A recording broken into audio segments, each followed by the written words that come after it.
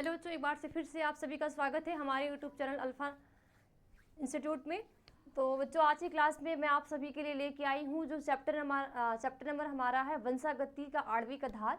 तो इस चैप्टर के जितने भी आपके ऑब्जेक्टिव क्वेश्चन आपके एग्जाम में पूछते हैं तो आज की क्लास में हम डिस्कस करने वाले हैं। ठीक है, तो सारे बच्चे पेन और कॉपी को लेके साथ में तैयार होंगे और लिंक को शेयर करके जितने भी बच्चे अभी तक नहीं आए हैं सारे बच्चे को जो आ जाएं, फिर हम लोग क्लास को स्टार्ट करें। ठीक है, तो आपको आपके सामने क्वेश्चन खुलेगा तो आपको आंसर बताते हुए चलने। मैं आपको कुछ टाइम दूंगी, पहले मैं आपके आंसर देखूंगी, उसके बाद फिर मैं जो राइट आंसर होगा वो मैं बताऊंगी। ठीक है, इसके साथ साथ मैं आप सभी को एक खुशखबरी ये देना चाहती हूँ कि अभी भी बहुत सारे बच्चों को तो बहुत पता चल गया होगा, लेकिन अभी भी ऐसे बच्चे हैं जिनकी तैयारी एकदम जीरो लेवल है, उनको लगता है हमने कुछ पढ़ा ही नहीं है। तो उन सारे बच्चों के लिए यहाँ पे एक न्यू बैच स्टार्ट कर दी गई है जिसका नाम है शिखर बैच 2.0। इसमें आपकी तैयारी जो है वो चैप्टर 1 से लेके स्टार्ट करवा दी गई है और डेली कुछ बच्चे यहाँ पे जुड़ के डेली क्लास को भी कर रहे हैं। इसमें आपको डेली लाइव क्लास है, लाइव डाउट क्लास है, क्लास नोट PDF है, ऑनलाइन वीकली टेस्ट है और स्टडी मटेरियल यानी कि आपको बुकलेट प्रोवाइड किया जाएगा जिससे कि आपको किसी बुक को खरीदने की जरूरत ना पड़े। ठीक है, इसके साथ साथ कंप्लीट सिलेबस के सभी महत्वपूर्ण प्रश्न, मॉडल पेपर, गेस्ट पेपर और पिछले 5 साल के पेपर भी आप सभी से सॉल्व कराए जाएंगे। तो जो भी बच्चा इच्छुक है, ठीक है, जो भी बच्चा इच्छुक है आज ही हमारे इस बैच से जुड़े और इस बैच से जुड़ने के लिए अल्फा इंस्टीट्यूट प्रो ऐप को डाउनलोड करना पड़ेगा और इस ऐप को आप डाउनलोड करके शिखर बैच 2.0 से ऐड हो सकते हैं। ठीक है, और आप भी अपनी तैयारी को बेहतरीन बना सकते हैं। अब कहीं भी दिक्कत होती है तो इस नंबर पे 9305771375 इस नंबर पे कॉल करके भी आप जानकारी ले सकते हैं। ठीक है, और इसके साथ साथ एक बैच और भी है, यानी कि छोटे से अमाउंट में 2 बैच है। तो जितने भी बच्चे इच्छुक है वो इस बैच में ज्वाइन होकर अपनी तैयारी को बेहतरीन बना सकते हैं। ठीक है, तो अब तो सारे बच्चे आ ही चुके होंगे। चलिए हम लोग क्लास को स्टार्ट करते हैं। तो सबसे पहला क्वेश्चन बेटा आपके सामने है। देखो, ये चैप्टर हमने पढ़ लिया है, ये चैप्टर हम लोग पढ़ लिए हैं, पूरा एक ही वीडियो वन शॉट था। जो भी बच्चे अभी नहीं देखे होंगे इस चैप्टर को अच्छे से पढ़ लेंगे, क्योंकि ये चैप्टर टफ है। जब आप अच्छे से पढ़ोगे तभी आपको समझ में आएगा। ठीक है, तो सबसे पहला क्वेश्चन बेटा क्या है कि ओकाजाकी फ्रैगमेंट्स कब बनता है? ओकाजाकी फ्रैगमेंट्स कब बनता है? DNA के सतत द्विगुणन में, DNA के असंतर द्विगुणन में, DNA के पश्चगामी स्ट्रैंड में सॉरी, या क और ख दोनों।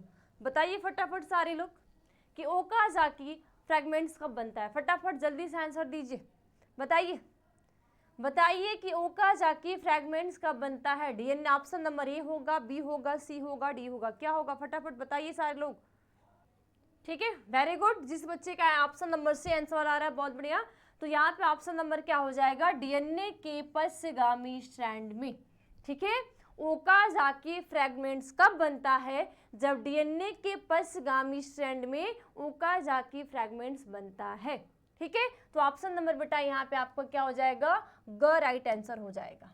ठीक है, क्या होगा? ग। नेक्स्ट क्वेश्चन, पॉलीमरेज श्रृंखला अभिक्रिया का क्या कार्य है? पॉलीमरेज श्रृंखला अभिक्रिया का क्या कार्य है? फटाफट बताइए बेटा। प्रतिलेखन है, स्थानांतरण है, क और ख यानी कि ऑप्शन नंबर ए और बी दोनों है, या DNA प्रवर्धीकरण है? बताइए फटाफट जल्दी से आंसर बताइए। हाँ देखो, हम लोग को बहुत कम टाइम में और ज़्यादा से ज़्यादा क्वेश्चन करने हैं तो आपके आंसर फास्ट होने चाहिए। तो बताइए, पॉलीमरेज श्रृंखला अभिक्रिया का क्या कार्य है? प्रतिलेखन है, स्थानांतरण है, ऑप्शन नंबर क और ख दोनों है, या DNA प्रवर्धीकरण है? बताइए फटाफट जल्दी जल्दी कमेंट लिखिए, कमेंट में सारे लोग आंसर लिखिए, बताइए जल्दी से। हाँ, और इसी में आपको अपने आप को चेक करना है कि आपने क्या पढ़ा है। अगर आपको लगता होगा कि नहीं मैंने चैप्टर अच्छे से पढ़ लिया है, मुझे समझ में आ गया है, तो ये क्वेश्चन करके आपको ये समझ तो जरूर आएगा कि हाँ आपने रियल में पढ़ा है, कि बस आप एक अंदर भ्रांति रखे हो कि नहीं हमें सब कुछ आता है। तो ये भी अपने आप को चेक करना, साथ साथ लास्ट में बताना भी कि कितने बच्चे ने, कितने में से कितने आपका सही हुआ और कितना गलत हुआ। ठीक है, चलो तो बताइए। तो यहाँ पे बेटा जिस बच्चे का ऑप्शन नंबर डी आ रहा है, वेरी गुड, कि DNA प्रवर्धीकरण में पॉलीमरेज श्रृंखला अभिक्रिया का क्या कार्य होता है? तो जो पॉलीमरेज श्रृंखला अभिक्रिया होती है वो डीएनए के प्रवर्धीकरण में इसका कार्य होता है। इसलिए ऑप्शन नंबर यहाँ पे आपका बेटा डी यानी कि घ राइट आंसर होगा। ठीक है, नेक्स्ट क्वेश्चन, निम्न में से कौन सा प्रारंभ कूट है? खंडित जीन है, रूपांतरण है, ऑप्शन नंबर ख और दोनों है, या डीएनए प्रवर्धीकरण? बताइए, निम्न में से कौन प्रारंभ कूट है? फटाफट आंसर लिखिए, बताइए क्या होगा? ऑप्शन नंबर ए, बी या सी या डी, या क ख ग घ? क्या होगा? फटाफट जल्दी से लिखिए, जल्दी से। हाँ, कुछ बच्चे सही भी जा रहे हैं, बताइए। तो जितने बच्चे का यहाँ पे ऑप्शन नंबर बी है वो राइट आंसर है कि निम्न में से कौन प्रारंभ कूट है? तो जो बेटा प्रारंभ कूट होता है वो स्थानांतरण होता है। क्या होता है? स्थानांतरण। इसलिए ऑप्शन नंबर यहाँ पे बी आपका क्या हो जाएगा? राइट हो जाएगा। ठीक है, नेक्स्ट क्वेश्चन, आरएनए के आधार अनुक्रम, ठीक है, adenine, uracil, cytosine, guanine, cytosine, ये जितने भी हैं, ठीक है, का सही आधार अनुक्रम डीएनए में क्या होगा?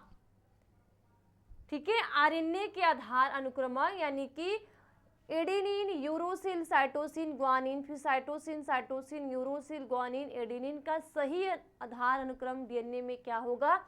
तो ऑप्शन नंबर ए यानी कि thymine, thymine, guanine, cytosine, guanine, guanine, adenine, cytosine, thymine, या ऑप्शन नंबर बी या सी या डी? बताइए फटाफट कि आरएनए के आधार अनुक्रम का सही क्रम, ठीक है, डीएनए में क्या होगा? ऑप्शन नंबर ए, बी, सी या डी? तो बेटा यहाँ पे जो आपका आंसर हो जाएगा वो क्या होगा? ऑप्शन नंबर बी कि thymine, adenine, guanine, cytosine, guanine, guanine, adenine, cytosine और थायमिन। ठीक है, नेक्स्ट क्वेश्चन देखो, टोबैको मोज़ेक विषाणु का आनुवंशिक पदार्थ निम्नांकित में से कौन सा है?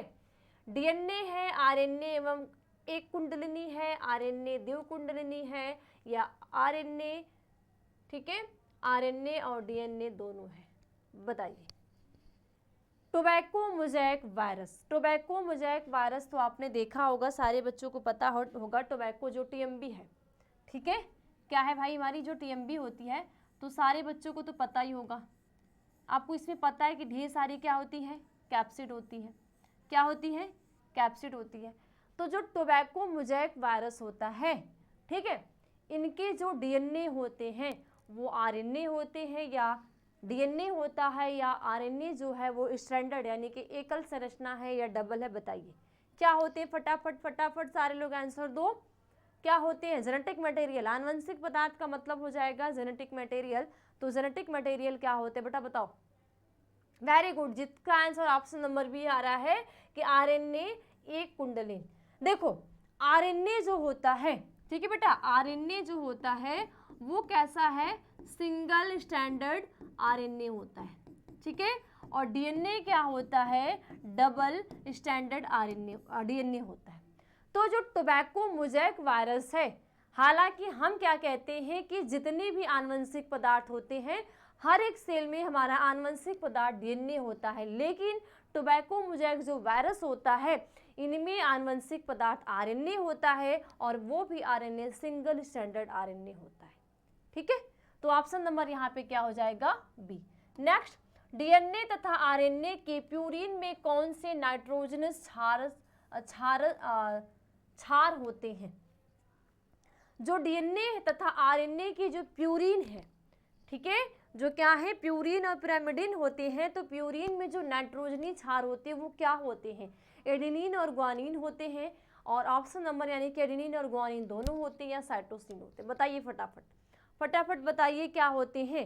सारी चीज़ हम लोग पढ़ चुके हैं, बेसिक चीज़ें हैं कि डीएनए तथा आरएनए के प्यूरिन में कौन से नाइट्रोजनी क्षार होते हैं? तो बेटा एडेनिन ग्वानिन होते हैं, या दोनों एक साथ होते हैं, या साइटोसिन होते हैं? बताइए क्या होते हैं? है किसी को पता?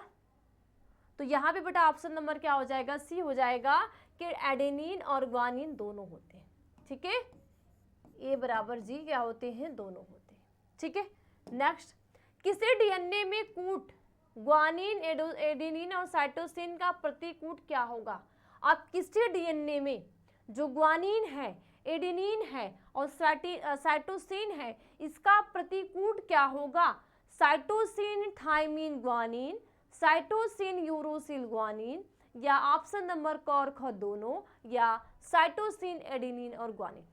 बताइए। देखो पेपर टफ है, सब ये जो चैप्टर है टफ है, पढ़ोगे कई बार, वन शॉट हो चुका है, कई बार वन शॉट देखोगे और उसके साथ साथ आप खुद से पढ़ोगे तो समझ में आएगा, नहीं तो लगेगा ये कहाँ से चीज़ें आ रही हैं।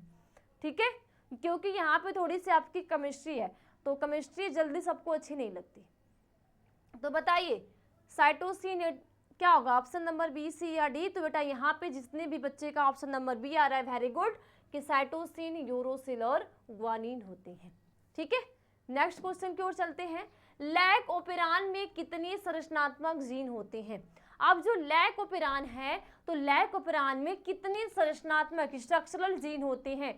एक होते हैं या दो, यानी कि वाई या जेड होते हैं, तीन या जेड वाई तथा ए होते हैं, या चार होते हैं? बताइए फटाफट बताइए।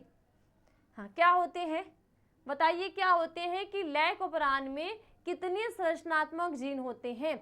1 2 3 4, बताइए 1 2 3 4 क्या होंगे बताइए। तो बेटा यहाँ पे आपका ऑप्शन नंबर क्या हो जाएगा? सी हो जाएगा कि लैक ओपेरान में कितने संरचनात्मक जीन होते हैं? तो जो लैक ओपेरान होते हैं उसमें 3 संरचनात्मक जीन होते हैं, ZYA। क्या होंगे? ZYA, यानी कि ऑप्शन नंबर या तो ग या तो सी। नेक्स्ट, डीएनए अणु में साइटोसिन 18% है। ठीक है, साइटोसिन जो है वो कितना है? 18% है, प्रतिशत है। तो एडेनिन का प्रतिशत क्या होगा? बताइए। अब जब एक डीएनए का अणु है, तो डीएनए के अणु में साइटोसिन की मात्रा 18% है, तो एडेनिन की मात्रा कितनी होगी? बताइए फटाफट आंसर लिखिए। कितनी होगी बेटा? कितनी होगी? 64, 36, 85, 32, कितनी होगी? बताइए कितनी होगी? फटाफट आंसर दीजिए। तो यहाँ पे ऑप्शन नंबर क्या हो जाएगा? डी, यानी कि 32 होगी। नेक्स्ट, सुकेंद्रकीयों में टीआरएनए यानी कि ट्रांसफर आरएनए 5 सिंगल स्टैंडर्ड, ठीक है, स्टैंडर्ड आरआरएनए, ठीक है, यानी कि 5 यस, और उसके बाद आरएनए एवं एसएनआरएनए के अनुच्छेद में इनमें से कौन सा अंतर्ग्रस्त है? RNA polymerase first, RNA polymerase second, RNA polymerase third, या इनमें से सभी? तो बताइए। सुकेंद्रकीयों में टीआरएनए, 5S आरएनए एवं एसएनआरएनए के अनुच्छेद में इनमें से कौन सा अंतर्ग्रस्त है? बताइए। यहाँ पे एम होगा, ठीक है, एन नहीं होगा। बताइए क्या होगा? ऑप्शन नंबर ए, बी, सी या डी? तो बेटा जितने भी बच्चों को ऑप्शन नंबर सी आ रहा है, वेरी गुड, कि RNA polymerase third. Option number क्या हो जाएंगे? थर्ड हो जाएंगे, आरएनए पॉलीमरेज थर्ड। बेटा एक चीज मैं आपको बोलूंगी कि लास्ट में जरूर कमेंट करके बताना कि कहाँ पे कितने क्वेश्चन आपने सही किया, कितने गलत, क्योंकि मैं सारे का देखूंगी कि हाँ आपने कितना किया, कितना नहीं किया। ठीक है, क्लियर? चलिए नेक्स्ट क्वेश्चन। मनुष्य में हीम अंधता का मुख्य कारण इनमें से कौन सा है? मनुष्य में जो हीम अंधता होती है, तो हीम अंधता का मुख्य कारण इनमें से क्या है? यूवी बीटा किरण का अवशोषण है, इंफ्रा विकिरण का अवशोषण है, कॉस्मिक विकिरण का अवशोषण है, स्वच्छ मंडल का हीम अपरदन है? तो बताइए क्या होंगे? ऑप्शन नंबर, क्वेश्चन नंबर 11 का कि मनुष्य में जो हीम अंधता का मुख्य कारण इनमें से कौन सा है? तो बताइए बेटा, मनुष्य जो है, तो मनुष्य में जो हीम अंधता का मुख्य कारण इनमें से कौन सा है? यूवी बीटा किरण का अवशोषण है, इंफ्रा विकिरण का अवशोषण है, कॉस्मिक विकिरण का अवशोषण है, या स्वच्छ मंडल का हीम अपरदन है? क्या है बताइए।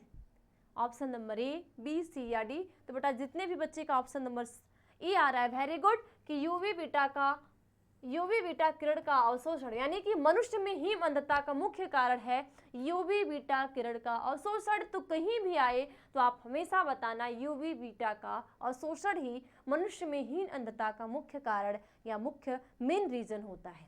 ठीक है, नेक्स्ट, ट्रांसफर आरएनए में पाए जाने वाले 3 क्षारकों का क्रम जो संदेशवाहक आरएनए कोडान से बदता है कहलाता है। ट्रांसफर आरएनए यानी कि जो भी हमारी आनुवंशिक सूचनाएं हैं, जो भी हमारे आनुवंशिक पदार्थ है, वो एक पीढ़ी से दूसरी पीढ़ी में संचारित हो रही है, तो सारे खेल किसके होते हैं? आरएनए के।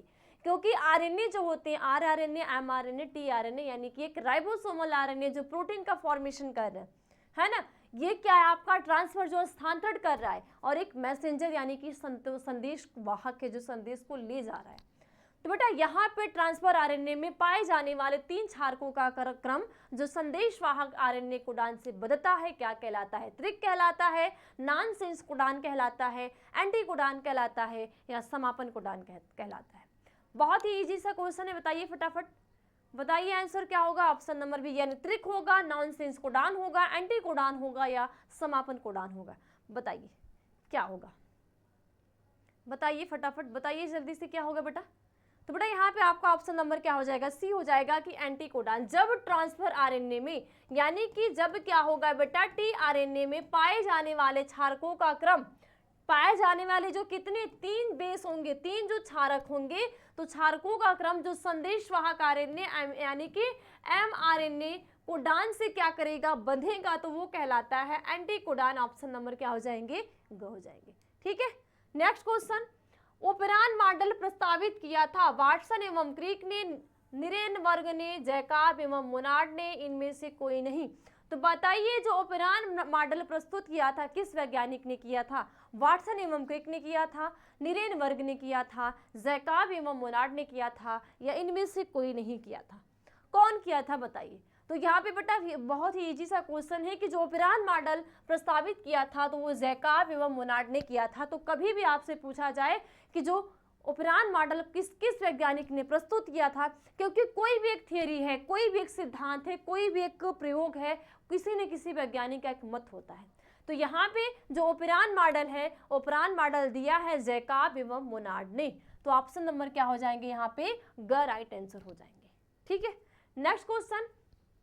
प्रतिकोडोन या प्रतिकोडान या एंटीकोडोन पाए जाते हैं। प्रतिकोडोन या एंटीकोडोन जो होते हैं वो पाए जाते हैं डीएनए में, डीएनए पर, टीआरएनए पे, आरआरएनए पे, एमआरएनए पे। बताइए जो प्रतिकोडोन होते हैं और प्रतिकोडोन को ही हम एंटीकोडोन कहते हैं, तो वो कहाँ पाए जाते हैं? जो एंटीकोडोन होते हैं वो डीएनए पे होते हैं, टीआरएनए पे होते हैं, आरआरएनए यानी कि राइबोसोमल आरएनए, या एमआरएनए जिसको बोलते हैं मैसेंजर आरएनए। तो बताइए कहाँ पे होते हैं? हाँ बताइए फटाफट, जल्दी लोग, आप सभी लोग आंसर बताइए। ऑप्शन नंबर ई, बी, सी या डी? Very good. क्या हो जाएगा यहाँ पे? ऑप्शन नंबर क्या हो जाएगा? बी हो जाएगा कि टीआरएनए पे। तो हमेशा ध्यान देना, प्रतिकोडोन को ही एंटीकोडोन कहते हैं। तो या तो कहीं प्रतिकोडोन आए या कहीं भी एंटीकोडोन आए, पूछा जाए कहाँ पाए जाते हैं, तो आपका आंसर होगा कि टीआरएनए पे, यानी कि ट्रांसफर आरएनए पे, जिसको स्थानांतरण आरएनए भी, ट्रांसफॉर्मेशन बोलते हैं। ठीक है, चलिए नेक्स्ट। न्यूक्लियोसाइड है नाइट्रोजनी क्षारक प्लस शर्करा, नाइट्रोजनी क्षारक प्लस शर्करा प्लस फास्फेट, शर्करा प्लस फास्फेट, या नाइट्रोजनी क्षारक फास्फेट। तो बताइए न्यूक्लियोसाइड है, न्यूक्लियोसाइड क्या है? नाइट्रोजनी क्षारक प्लस शर्करा है, नाइट्रोजनी क्षारक प्लस शर्करा प्लस फास्फेट है, शर्करा प्लस फास्फेट, या नाइट्रोजनी क्षारक प्लस फास्फेट, क्या है? ठीक है, तो यहाँ पे ऑप्शन नंबर क्या हो जाएगा? नाइट्रोजनी क्षारक प्लस क्या है? शर्करा है। ठीक है, नेक्स्ट। डीएनए अणु में साइटोसिन 18% है, एडेनिन का प्रतिशत है 64, 36, 82। तो ये शायद रिपीट क्वेश्चन हो गया, तो यहाँ पे हमारा ऑप्शन नंबर क्या आया था? 32 आया था। चलिए नेक्स्ट देखिए। आरएनए के पैरिमिडिन में पाया जाता है। आरएनए की जो पैरिमिडिन होती है, ध्यान देना कि यहाँ पे बेटा प्यूरिन और पिरामिडिन डीएनए में भी प्रेजेंट है और आरएनए में भी प्रेजेंट है, क्योंकि जो नाइट्रोजनी बेस है वो दोनों में प्रेजेंट है, लेकिन यहाँ पे नाइट्रोजनी बेस की संख्या 5 होती है, एडेनिन, ग्वानिन, साइटोसिन, थाइमिन और यूरोसिन।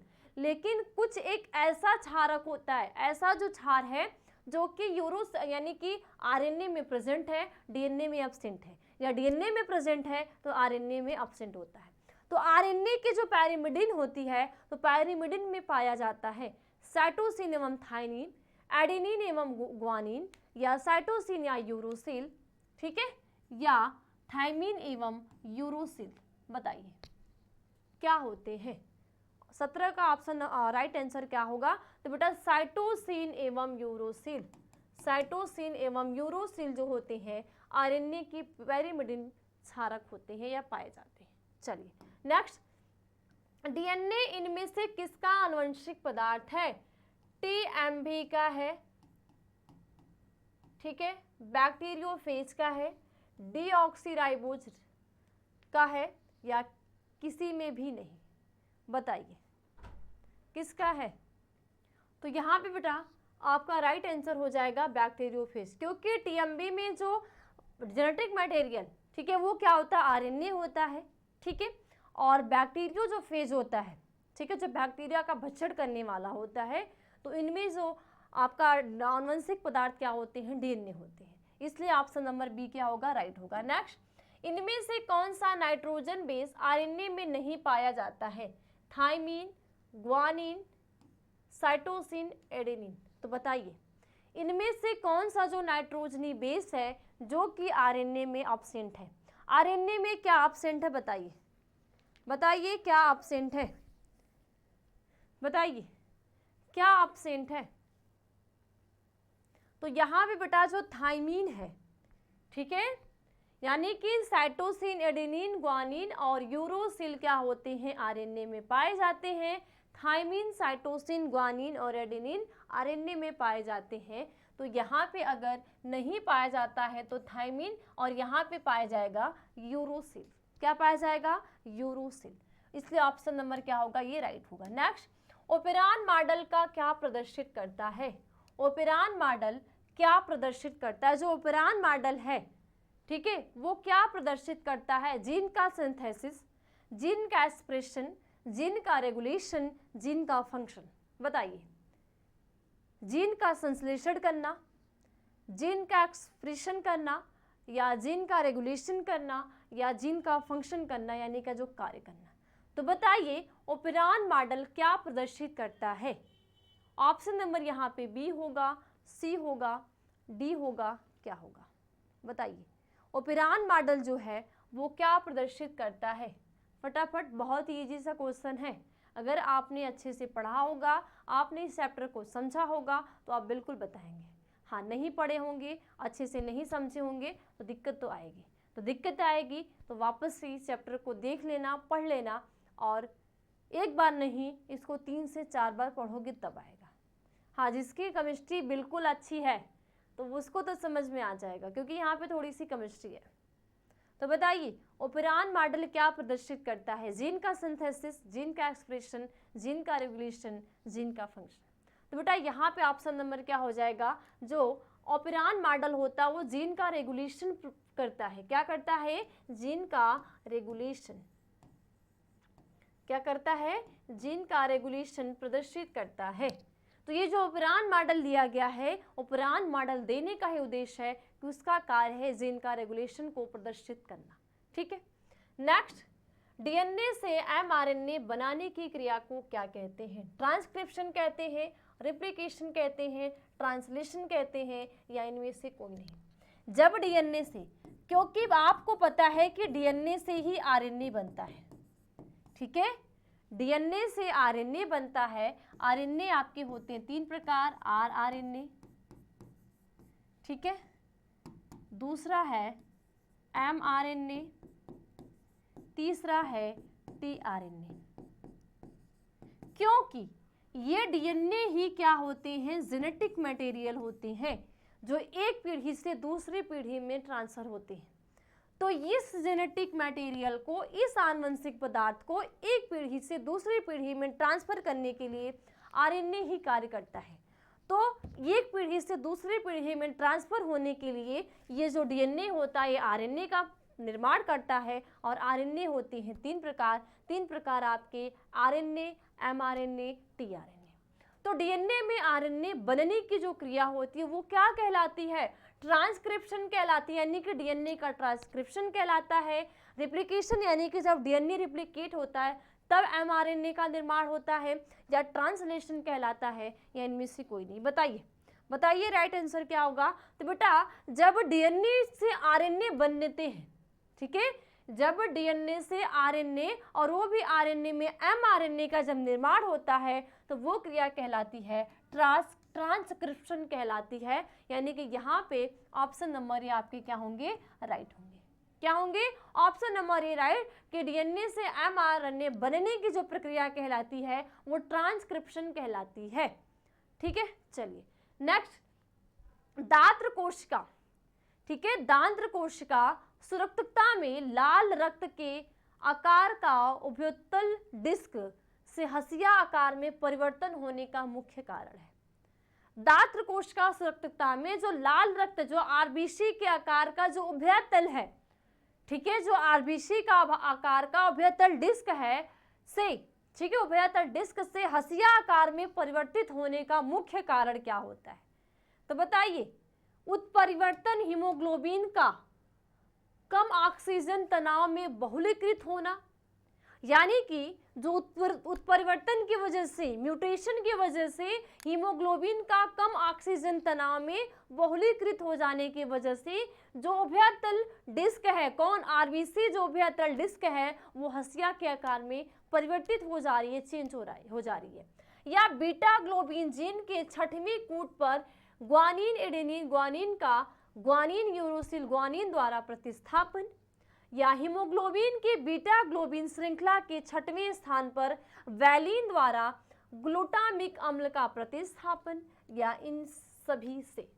तो बताइए 22 का राइट आंसर क्या होगा? कि दात्र कोशिका सुरक्षितता में आरबीसी के उभयतल डिस्क से हसिया आकार में परिवर्तित होने का मुख्य कारण क्या है, रीजन क्या होता है? तो बेटा यहाँ पे ऑप्शन नंबर बी होगा कि बीटा ग्लोबिन जीन के, ठीक है, क्या है? जो बीटा ग्लोबिन जीन है, ठीक है, क्या है? बीटा ग्लोबिन जो जीन है, तो जीन के 6वें कूट पे, कहाँ पे? 6वें कूट पर। 6वां कूट क्या है? ग्वानिन एडेनिन ग्वानिन का ग्वानिन यूरोसिल द्वारा प्रतिस्थापन हो जाता है, जिससे आरबीसी कण का जो उभयतल डिस्क है वो हसिया के आकार में परिवर्तित हो जाते हैं। किसमें? दात्र कोशिका सुरक्षितता में। ठीक है, नेक्स्ट, सुकेंद्रियों में आरएनए की अनुलेखन प्रक्रिया में, सुकेंद्रियों में आरएनए की जो अनुलेखन प्रक्रिया में पुच्छन के समय टेम्पलेट रज्जु के 3' सिरा पर जुड़ने वाले एंटीनाइलेट समूह की औसत संख्या इनमें से क्या होती है? सुकेंद्रकीय आरएनए में अनुलेखन प्रतिक्रिया में, जब अनुलेखन किसमें? जो सुकेंद्र की आरएनए है, आरएनए में जब क्या हो रहा है? अनुलेखन। तो अनुलेखन प्रक्रिया में पुच्छन के समय टेम्पलेट रज्जु के 3' सिरे पर जुड़ने वाले एडिनाइलेट समूह की औसत संख्या इनमें से क्या होती है? 600 से 800, 100 से 200, 200 से 300, या 50 से 100? बताइए क्या होती है? 23 का राइट आंसर क्या होगा? 23 का राइट आंसर क्या होगा बेटा? बताओ, फटाफट बताओ कि 23 का राइट आंसर यहाँ पे क्या होगा? क्या होगा?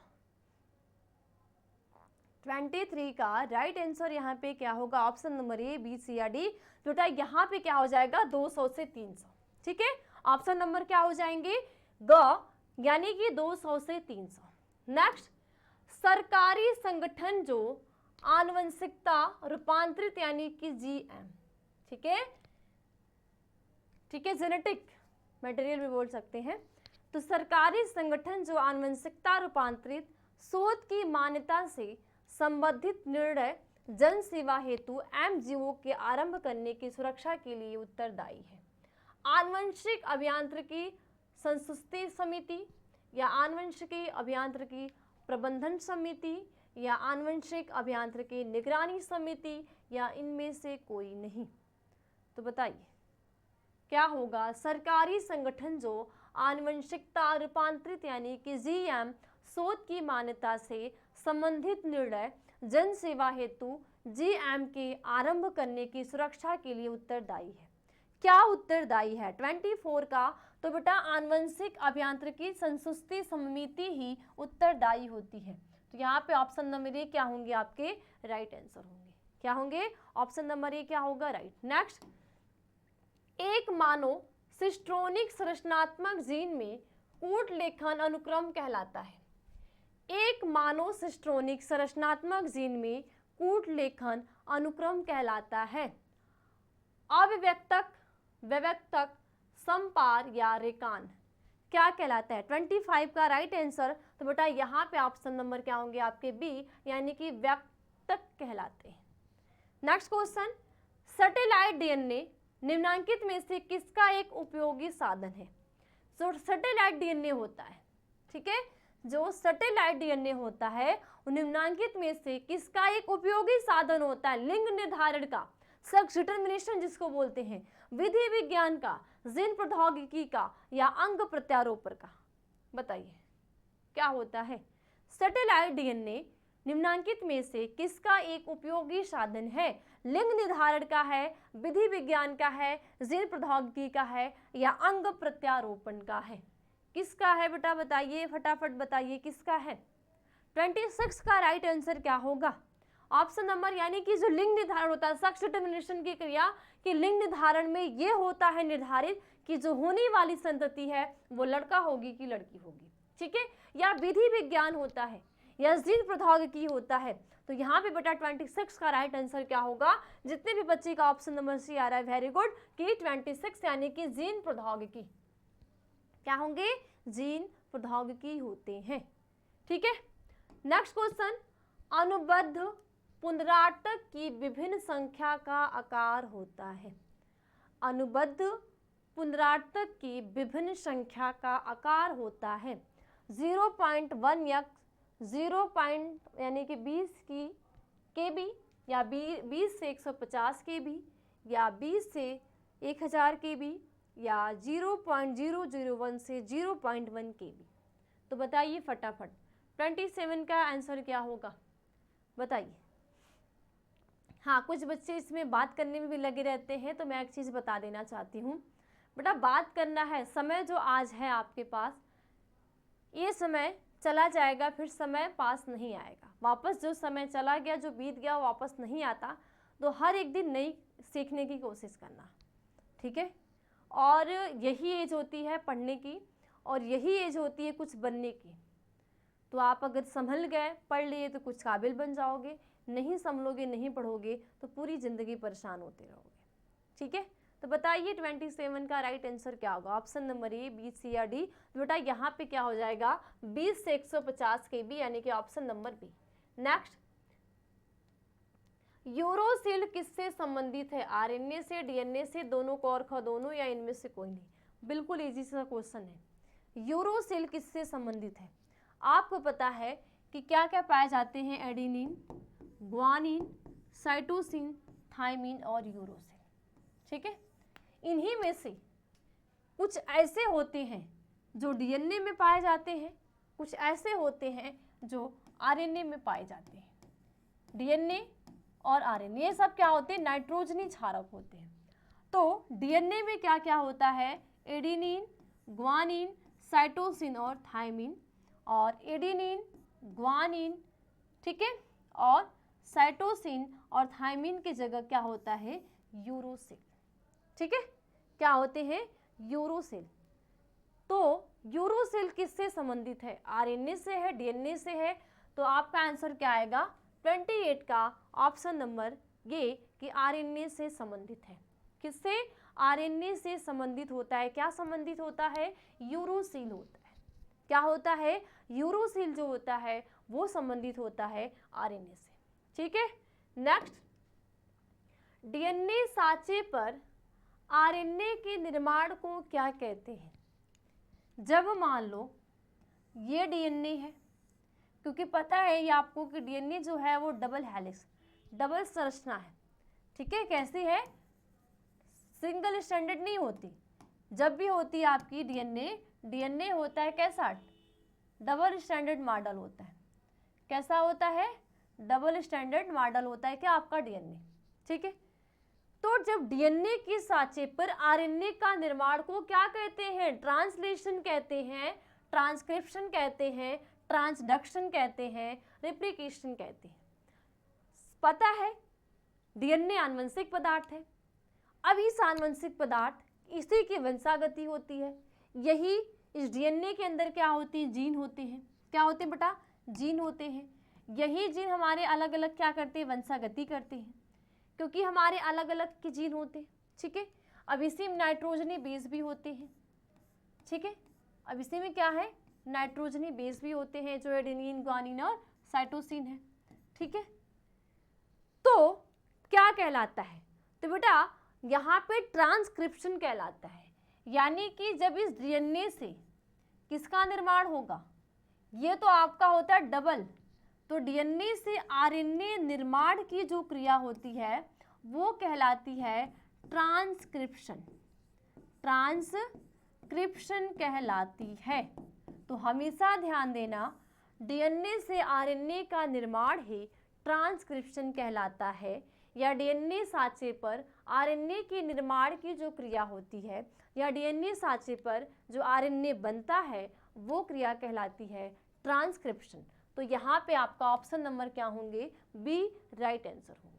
ठीक है, ऑप्शन नंबर बी क्या होगा? राइट होगा। नेक्स्ट और लास्ट क्वेश्चन, निम्न में से डीएनए में कौन सी प्यूरिन बेस है? निम्न में से डीएनए में कौन सी प्यूरिन बेस है? बताइए। एडेनिन और साइटोसिन है, साइटोसिन और थाइमिन है, एडेनिन और ग्वानिन है, या इनमें से कोई नहीं? लास्ट क्वेश्चन है, एकदम बिल्कुल एकदम सही सही आंसर बताओ। लास्ट क्वेश्चन है कि निम्न में से डीएनए में कौन सा प्यूरिन बेस है? बताइए। एडेनिन और ग्वानिन, या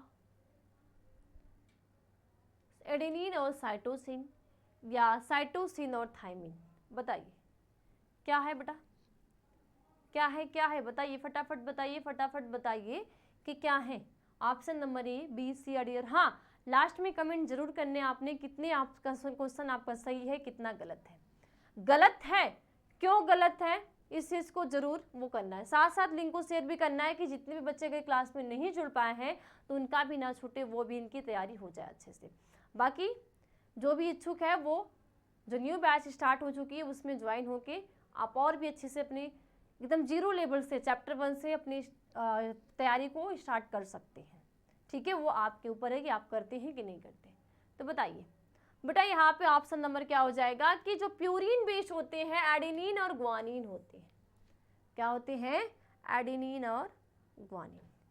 तो यहाँ पे 30 का ऑप्शन नंबर सी कि एडेनिन और ग्वानिन डीएनए में प्यूरिन बेस है। तो एडेनिन और ग्वानिन डीएनए में क्या होते हैं? प्यूरिन बेस होते हैं। ठीक है, क्लियर? तो जितने भी क्वेश्चन आज की क्लास में आपने किया है वो सारे आपको वापस से रिवीजन करने हैं। अब देखो, इतने सारे क्वेश्चन में कंफर्म है कि आपसे क्वेश्चन आपके बोर्ड एग्जाम में पूछेगा ही पूछेगा। ठीक है, तो लिंक को शेयर करके जो भी बच्चे क्लास को अटेंड नहीं कर पाए हैं उनको भी दोस्तों को शेयर करना है आपने। ठीक है, तो बस आज की क्लास में इतना ही, फिर आएंगे, मिलते हैं अगले क्लास में एक नए टॉपिक के साथ। ठीक है, और इसके साथ साथ मैं वापस से फिर से बता देना चाहती हूँ कि जो बच्चे बाद में ज्वाइन हुए, स्टार्टिंग में नहीं ज्वाइन हो पाए हैं, तो उन सभी के लिए यही एक बेहतरीन मौका है कि अभी भी आपको लगता है कि हमारी तैयारी एकदम जीरो है, तो आप शिखर बैच 2 में ज्वाइन होके अपने एकदम जीरो लेवल से चैप्टर 1 से तैयारी स्टार्ट कर सकते हैं। और यहाँ पे तैयारी आपकी स्टार्ट हो चुकी है, रेगुलर आपकी क्लासेस होती है और लाइव जो क्लासेस आपकी होती है 10 घंटे होती है। ठीक है, कितनी? 10 घंटे। हाँ, अब एक चीज़ और कि किसी भी ऑफलाइन में जाओगे, ऑनलाइन में जाओगे, तो अब आपका एकदम स्टार्टिंग से नहीं होगा, क्योंकि बहुत सारी चैप्टर खत्म हो चुके हैं। इसके पहले की जो बैच थे उसमें भी हम 50% जो सिलेबस है वो ख़त्म हो चुके हैं। तो ये जो बैच उन बच्चों के लिए स्टार्ट की गई है कि जिसमें ये होता है कि अरे ऑफलाइन में जाओगे तो अरे इतना पढ़ लिया, पढ़ा दिया गया, हम कैसे पढ़ेंगे। किसी ऑनलाइन में जाओगे तो अरे इतना पढ़ा दिया गया, हम कैसे पढ़ेंगे। तो उन सभी के लिए यहाँ पे एक बेहतरीन मौका है। ठीक है, तो चलिए मिलते हैं नेक्स्ट क्लास में, तब तक सभी के लिए का धन्यवाद कि आप लोगों ने इतने टाइम मेरे साथ क्लास में आप बने रहे, ठीक है। और फिर से वापस से बोलूँगी कि पढ़ने से पहले पढ़ो, लेकिन पढ़ने से ज़रूरी रिवीजन करना है। अब यही आपने क्लास में पढ़ा, अगर आप इसको रिवीजन नहीं करते तो कोई मतलब नहीं रहेगा, ठीक है। तो रिवीजन किसी भी कोई भी क्लास होती है उस क्लास का आप रिवीजन जरूर करो, ठीक है। तो सभी को बाय बाय, टेक केयर।